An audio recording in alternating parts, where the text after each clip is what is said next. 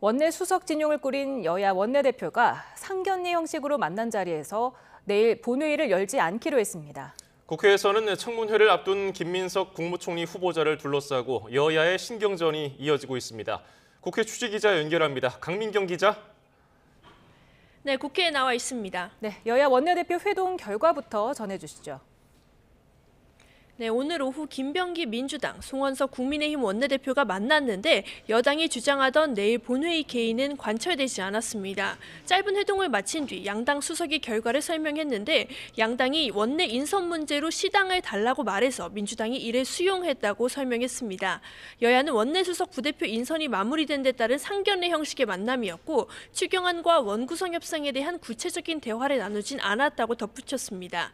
양당 수석은 내일 다시 만나 추가 협상 을 이어간다는 방침인데 특히 원구성을 둘러싼 입장차가 극명해서 합의 도출에는 난항이 예상됩니다.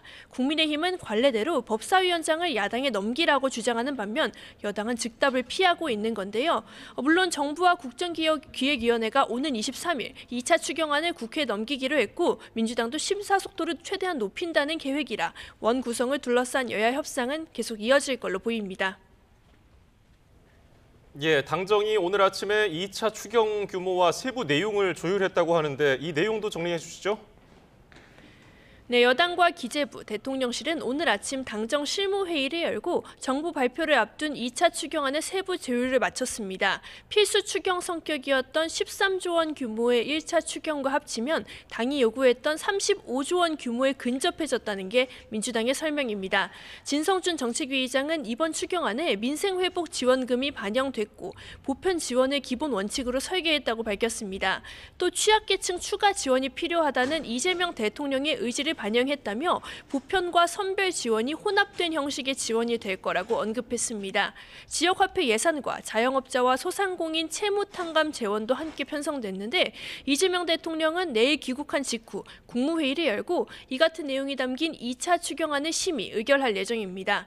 다만 민생지원금의 부정적인 국민의힘은 물가 상승 압력이 우려된다며 정치 추경에는 단호히 맞서겠다는 입장이라 심사 과정에서 여야 충돌이 예상됩니다. 네, 국회에서는 다음 주 청문회가 잡힌 김민석 국무총리 후보자에 대한 공방이 이어지고 있죠. 네, 민주당은 야당이 김민석 총리 후보자에 대해 맹목적인 정치 공세를 펼치고 있다며 본격 엄호에 나섰습니다. 김병주 최고위원은 야당이 청문회도 거치지 않은 후보자의 사퇴를 압박하는 건 국정 방해 행위라고 목소리를 높였는데 들어보시겠습니다. 근거 없는 의혹을 부풀리며 후보자의 명예를 짓밟고 있습니다. 아주 비열하고 치졸합니다.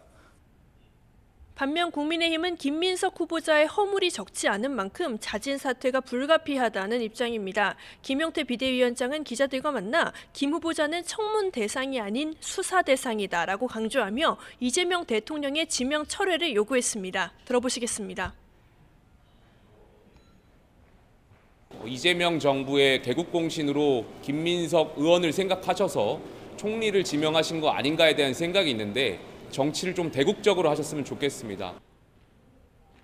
여야는 인사청문 실시 계획서와 증인, 참고인 출석 요구안 의결을 위해 연 인사청문 특위 전체 회의에서도 증인 채택 범위를 놓고 공방을 벌이다가 이견을 좁히지 못한 채 현재 정회한 상태입니다. 지금까지 국회에서 YTN 강민경입니다.